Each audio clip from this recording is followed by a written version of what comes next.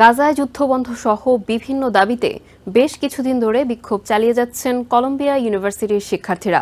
ম্যানহাটনে Colombia ইউনিভার্সিটির সামনে থেকে সবশেষ খবর জানাচ্ছেন রিপোর্টার শরীফুল ইসলাম। শরীফুল, ধন্যবাদ নাফিজা।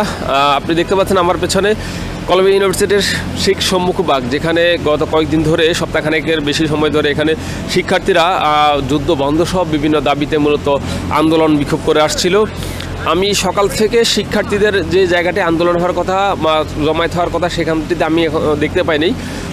জানি না শিক্ষার্থীরা আসলে তাদের কর্মসূচি অনুযায়ী কখন তারা শুরু করবেন।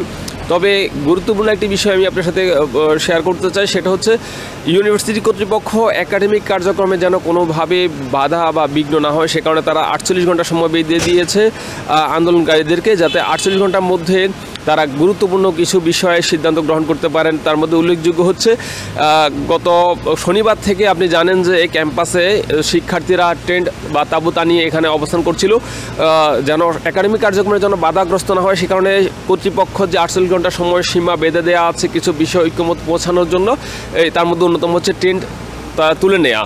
এবং এছাড়া এই ক্যাম্পাসে কিন্তু ইসরায়েল প্যালেস্টাইন যুদ্ধের যে সমর্থনে শিক্ষার্থীরা যে আন্দোলন বিক্ষোভ করে আসছে, এখানে শিক্ষার্থীদের পাশাপাশি কিন্তু বহিরাগত কিছু সাধারণ মানুষ এই বিক্ষোভের সাথে সম্পৃক্ত।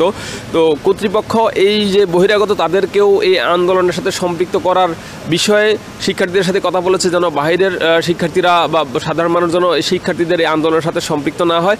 পাশাপাশি আরেকটা বিষয় গুরুত্বপূর্ণ, সেটা হচ্ছে হেট স্পিচ বা ইহুদি বিদ্বেষের বিষয়ে যেন বিভিন্ন স্লেজিং মন্তব্য যেন শিক্ষার্থীরা বা এই বিক্ষোভের এই যে আয়োজন এখান থেকে যেন না হয়। এই তিনটি গুরুত্বপূর্ণ বিষয় নিয়ে শিক্ষার্থীদের সাথে কিছুটা ঐক্যমত পৌঁছানো গেছে বলে আমরা জানতে পেরেছি।